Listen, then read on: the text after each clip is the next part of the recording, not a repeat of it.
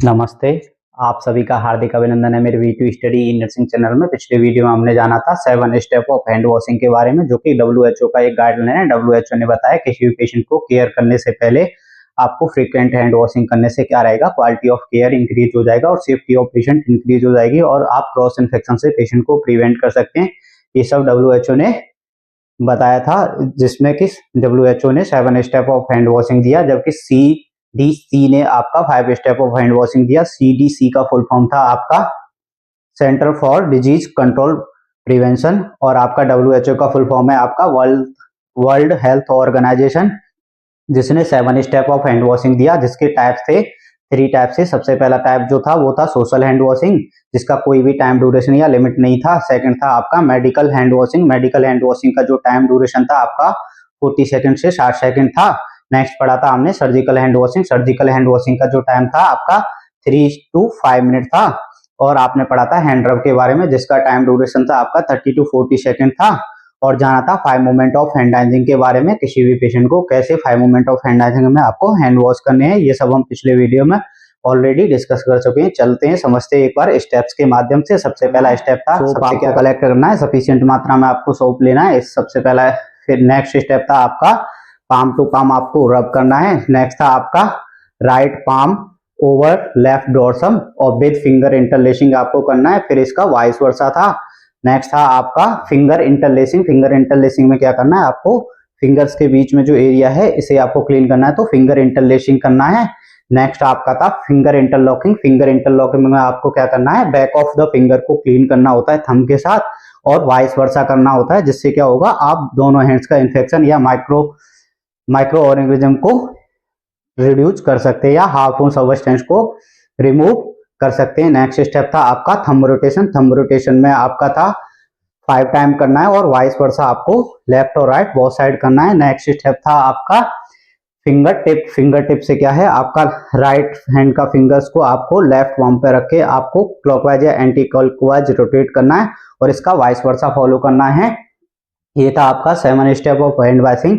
अभी जानेंगे हम रिस्ट्रिक्टेड एंटीबायोटिक के बारे में। एंटीबायोटिक डेफिनेशन है आपका, restricted antibiotic are powerful last line anti microbial medication whose use in strictly control in hospital to prevent microbial resistance। ये ऐसे मेडिकेशन है जो कि बहुत पावरफुल मेडिकेशन है, लास्ट लाइन मेडिकेशन है, जो कि आप सिक पेशेंट में या फिर अनकंट्रोल इन्फेक्शन में यूजुअली यूज किए जाते हैं, जो कि कंट्रोल वे में यूज करने चाहिए, जिससे क्या होगा, रिड्यूस हो जाएगा साइड इफेक्ट। ये क्या है, इन दवाइयों के बहुत सारे साइड इफेक्ट होते हैं and ensure they remain effect. क्या होगा, इससे क्या कर सकते हैं, इंश्योर कर सकते हैं दे रिमेन इफेक्ट। ये इफेक्ट करेंगे व्हेन ट्रूली नीडेड, जहां जरूरत होगी इन्हें ट्रूली यूज करने की। फॉर एग्जांपल है आपका क्लोस्ट्रिडिन और आपका लिंजोनिड, वैंकोमाइसिन, मेरोपेनम, पेपीपेनम एंड डिप्टोमाइसिन, ये आपके रिस्ट्रिक्टेड एंटीबायोटिक के एग्जांपल है। हम किसी भी पेशेंट में रिस्ट्रिक्टेड एंटीबायोटिक को कब कब यूज कर सकते हैं समझेंगे अभी पॉइंट नंबर 1 के साथ। When are restricted antibiotic use, हम कहां किसी भी पेशेंट में रिस्ट्रिक्टेड एंटीबायोटिक को यूज कर सकते हैं। सबसे पहला पॉइंट है आपका इन्फेक्शन इज सीवियर और लाइफ थ्रेटनिंग कंडीशन, जहां भी किसी पेशेंट की लाइफ थ्रेटनिंग सिचुएशन तक की बात पहुंच गई है या सीवियर इन्फेक्शन है, तो उस केस में क्या है, आप रिस्ट्रिक्टेड एंटीबायोटिक का यूज कर सकते हैं। समझते हैं एक बार सीवियर के हमने पढ़ा था जीसीएस। इसमें क्या था, हमने जीसीएस को 3 कैटेगरी में डिवाइड किया था, जैसे कि माइल्ड था, मॉडरेट और था आपका सीवियर। तो ऐसे ही इन्फेक्शन को भी माइल्ड, मॉडरेट, सीवियर में कैटेगराइज किया जाता है। जहां तक आपका इन्फेक्शन माइल्ड है वहां आपको रिस्ट्रिक्टेड एंटीबायोटिक को नहीं देना है। नेक्स्ट है आपका मॉडरेट इन्फेक्शन तक भी आपको क्या करना है, रिस्ट्रिक्टेड एंटीबायोटिक को अप्लाई नहीं करना है। In case of life threatening situation या सीवियर इन्फेक्शन में आपको क्या करना है, रिस्ट्रिक्टेड एंटीबायोटिक को अप्लाई करना है। नेक्स्ट है आपका bacteria are resist to routine antibiotic. जब किसी पेशेंट को आप रूटीनली एंटीबायोटिक चला रहे हैं, उसमें क्या हुआ, आपने कल्चर कराया, उसमें आपका रजिस्ट कर गया आपका एंटीबायोटिक, तो उस केस में आप क्या कर सकते हैं, रिस्ट्रिक्टेड एंटीबायोटिक को अप्लाई कर सकते हैं। नेक्स्ट है आपका कल्चर रिपोर्ट शो सेंसिटिविटी। क्या है, आपकी जो भी मेडिकेशन दे रहे हैं जिससे आपका कल्चर रिपोर्ट में क्या है, सेंसिटिविटी आ रहा है, कोई भी एंटीबायोटिक चला रहे हैं, तो उस समय आप क्या जा सकते हैं, रिस्ट्रिक्टेड एंटीबायोटिक तक मूव कर सकते हैं। नेक्स्ट है आपका आईसीयू पेशेंट या क्रिटिकल एरिया में आप यूजुअली क्या है रिस्ट्रिक्टेड एंटीबायोटिक को अप्लाई कर सकते हैं। जो रिस्ट्रिक्टेड एंटीबायोटिक है approve is obtain as per hospital microbial policy.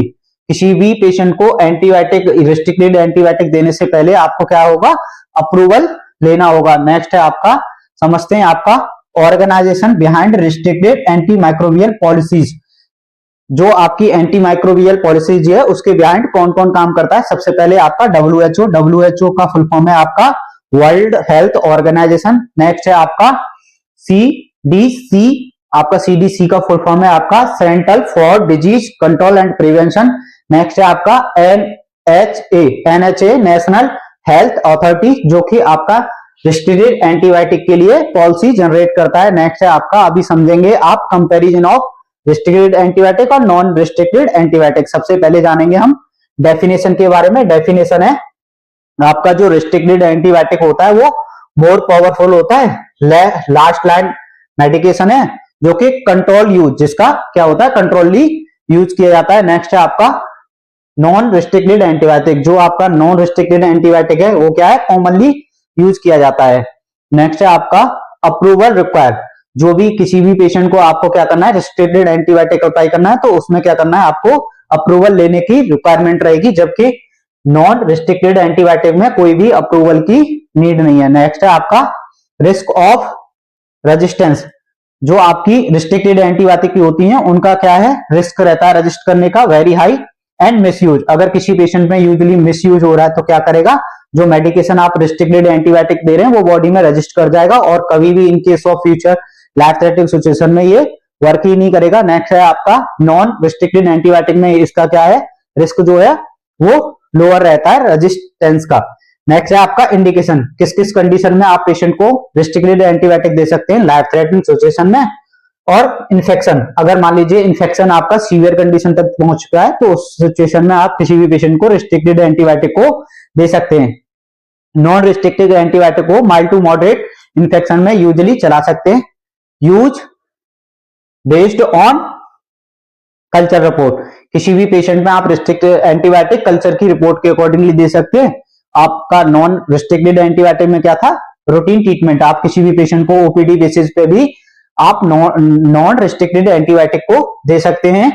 और फ्री हैंड है जो कि यूजुअली दे सकते हैं।